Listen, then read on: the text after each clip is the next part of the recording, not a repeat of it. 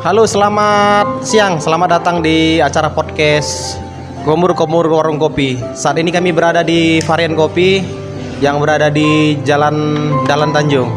Baik, hari ini saya kedatangan tamu Pak Yuda yang salah satunya merupakan mengerti tentang lingkungan hidup lah gitu.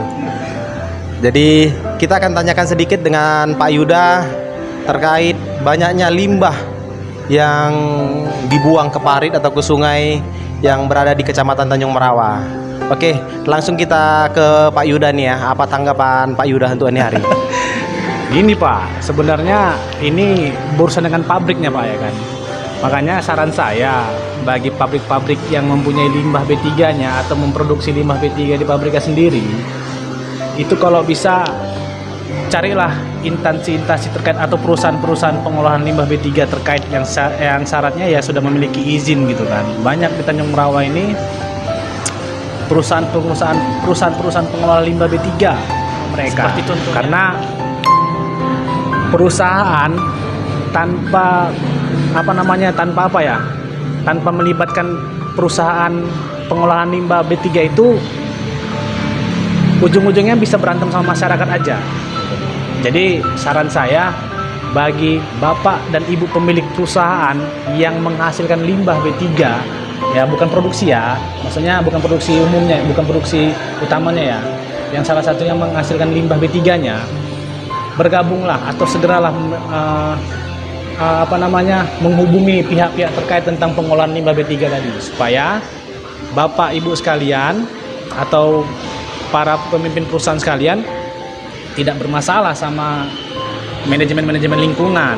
Yang paling bahaya ini Pak, masyarakat yang paling bahaya, karena masyarakat tadi kalau udah ngomong dia rame, apalagi mereka tertangkap rame-rame ya selesai, biasanya seperti itu ya. Tapi kalau pemerintahannya ya paham sendirilah, ngadu pun kita masihnya ibarat kata kayak kalau ayam masih mau makan beras, nah itulah dia. Jadi sebenarnya bukan paham-paham kali saya tentang limbah, tapi inilah pengalaman saya selama bekerja di bidang pengolahan limbah B3 tadi Pak. Mungkin sampai itu aja lah Pak, saya kasih tahu ke Bapak sekalian, supaya Bapak Ibu sekalian pemilik perusahaan paham juga. Mungkin udah paham, sebelum saya kasih paham ini mungkin udah paham, tapi agak ragu menjalankan proses kerjasamanya terkait masalah harga. Mungkin bisa dinegosiasikan lagi Pak. Saya kalau bisa nih Pak ya, saya merekomendasikan bergabung sama mereka, karena mereka memiliki orang-orang kompeten gitu di dalamnya. Mungkin begitu aja Pak. Oke Pak Yuda, tadi kan ada kita lihat satu buah video ya, satu buah video salah satu perusahaan yang membuang air pabriknya ya, atau limbahnya lah, kita nggak tahu tuh berbahaya atau tidak.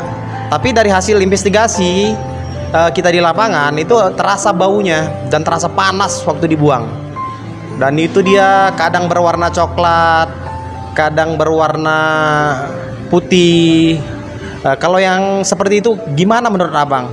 Abang sudah lama berkecimpung di dunia limbah, dan bagaimana mengatasinya supaya jangan dibuang lah gitu. Itu kan merugikan masyarakat. Gimana menurut Pak Yuda ini? Ya, cara ngatasinya Pak, pertama ya kalau masyarakat bilang itu limbah, kalau gini, kalau cairan itu keluar dari pabrik dalam bentuknya bau misalnya kan, atau warnanya lain, atau mencemar lingkungan, lihat dulu Pak, ada nggak biota yang hidup di situ. Kalau ada biota yang hidup di situ, itu namanya nggak limbah sih, masih dikategorikan ringan gitu Pak. Tapi kita nggak tahu ke depannya ya. Tapi yang namanya kalau biotanya udah nggak ada, terus masyarakat sudah resah dengan warnanya, baunya, itu bisa dikatakan pencemaran lingkungan. Tapi saya juga kurang pasti, saya melihat video aja tadi gitu kan. Kalau visual saya melihat itu limbah yang dibuang, tapi saya nggak tahu.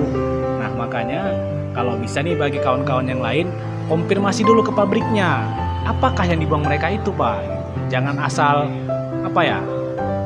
asal bilang itu limbah atau apa, toh mana tahu itu bukan limbah gitu kan, kita yang salah jadinya.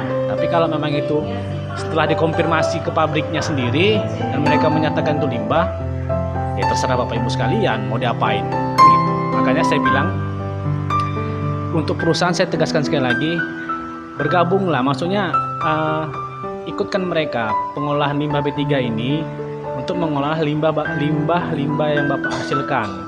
Maksudnya diolah itu diselamatkan limbahnya Pak. Jangan sempat gara-gara limbah lingkungan kita tercemar untuk kedepannya. Mungkin begitu aja. Jadi Bang Yuda, apa tindakan yang terbaik agar beberapa perusahaan ini tidak membuang limbah sembarangan? Apakah ada sanksinya kalau limbah ini dibuang sembarangan? Terhadap sanksi dari pemerintah atau gimana Bang? Abang yang lebih mengerti nih Bang. Gimana menurut Abang nih Bang? Ya jelas kalau dia yang dilakukan sama perusahaan sekarang ini, kalau bisa itu kaitkan pengolahan limbah B3 perusahaan ini ke pengepul limbah atau pengolahan limbah. Kan sudah saya bilang tadi, ada banyak PT di perusahaan di Tanjung Merawa ini yang berkaitan dengan pengolahan limbah B3. Salah satunya adalah Kejaksaan Harta Kawijayan. Jelas, kaitkan sama mereka, biar mereka yang mengelola limbah Anda, agar apa ya? Agar tadi nggak terjadi pencemaran lingkungan. Dan kalau hukum dunia limbah B3 ini, hukumnya itu adalah hukum lingkungan hidup Pak. Nggak salah lagi. Ya mungkin kalau memiliki asuransi lingkungan hidup ya sah-sah saja, asuransi yang bayar kan gitu kan. Tapi kalau tidak memiliki asuransi lingkungan hidup, masalah lah sama pemerintah. Bang, itu dia termasuk pidana atau perdata itu Bang? Itu kalau sudah merugikan lingkungan hidup, dia termasuk ke mana itu Bang? Prosesnya Bang, biasanya lah Bang ya. Apakah sudah pernah diajukan di pihak kepolisian atau di kejaksaan? Itu biasanya kemana itu arahnya itu Bang? Proses hukumnya Bang? Kalau pertama tahapnya di Krimsus Ekonomi jelas.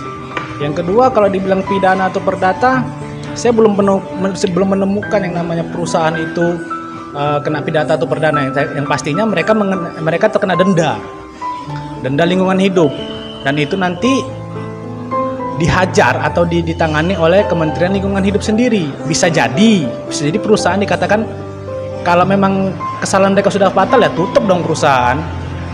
Oh, berarti ada memang sanksinya Bang ya. Jadi untuk inilah Bang, kita lihat kan banyak sekali nih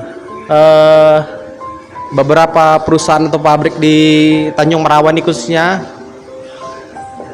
kok sembarangan gitu.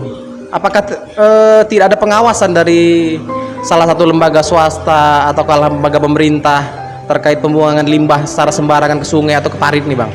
Itu kalau tidak ada pengawasan itu tergantung masing-masing. Saya nggak tahu Tanjung Merawa seperti apa Pak. Yang pastinya kalau memang ada pembuangan limbah berarti kalau memang ada pembuangan limbah berarti tidak ada pengawasan. Itu yang saya tangkap dari video yang saya baru lihat ya.